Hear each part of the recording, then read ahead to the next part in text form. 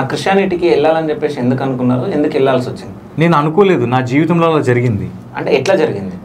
మా అమ్మ ఒకరోజు ఏంటంటే తనకి కడుపు నొప్పి బాధ అని చెప్పి ఒక ఫ్రెండ్ చెప్పారు, ఈ పలానా పాస్టర్ దగ్గరికి వెళ్తే నయమైపోతుందని చెప్పేసి. తను మా అమ్మ వెళ్ళిన తర్వాత కొన్ని రోజులు పూజ మానేసింది. మానేసిన తర్వాత అమ్మ ఎందుకు మానేసామంటే ఇలా చర్చికి వెళ్తున్నాను అని అంటే, సో అదే చర్చికి నేను వెళ్ళడం జరిగింది. వెళ్ళిన తర్వాత వాళ్ళు, నువ్వు శివుణ్ణి పూజిస్తావట కదా, అసలు నువ్వు శివుణ్ణి పూజించకుండా తినవంట, తాగవంట, ఎవరిని ముట్టుకోవంట, అసలు మీ శివుడికి కులం ఉందా అని అడిగారు నాకు. సో కులం ఉందా అని అడిగేసరికి కొంచెం నేను అవక్కయ్యా, అయింది శివుడికి కులం ఏందని. కానీ యేసు మాత్రం మీ కులమే, యేసు వడ్రంగి కుమారుడు కాదా అని బైబిల్ రిఫరెన్స్ చూపించి, మీ క్యాస్ట్ కాబట్టే మీ దగ్గరికి వచ్చాడు యేసు, కానీ మీరేమో అతన్ని మీరు తృణీకరించారు.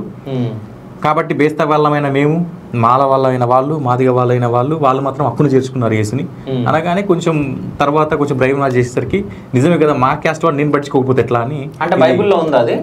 ఉంది, వడ్లవాణి కుమారుడు కాదా అని చెప్పేసి ఉంది. వేరే వేరే ఇంటర్వ్యూలు కూడా చెప్పాను. ఇది చూసే వాళ్ళకు రిపీటెడ్ అనిపించవచ్చు, మీకు మాత్రం కొత్త. మాకు మాత్రం కొత్త. సో మా వ్యూవర్స్ సపరేట్ ఉంటారు కాబట్టి మీరు మాట్లాడచ్చు, ఏదైనా మాట్లాడచ్చు. ఓకే. సో అంటే బైబిల్లో అది ఉంది.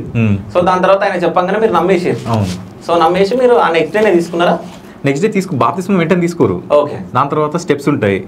ఆదివారం చర్చికి వెళ్ళడము, ఇంకా దాని తర్వాత ఆరాధన పాఠం నేర్చుకోవడము, పాస్టర్ చెప్పింది వినడము, ఆడు ఏం చెప్తే అది మేము చేయడము.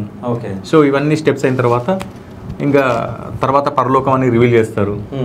పరలోకం తర్వాత ఇంకా బాప్తిస్మం తీసుకోవాలని చెప్తారు. మిమ్మల్ని రివీల్ చేస్తారా లేకుంటే మాకు రివీల్ చేస్తారు పరలోకాన్ని. ఓకే.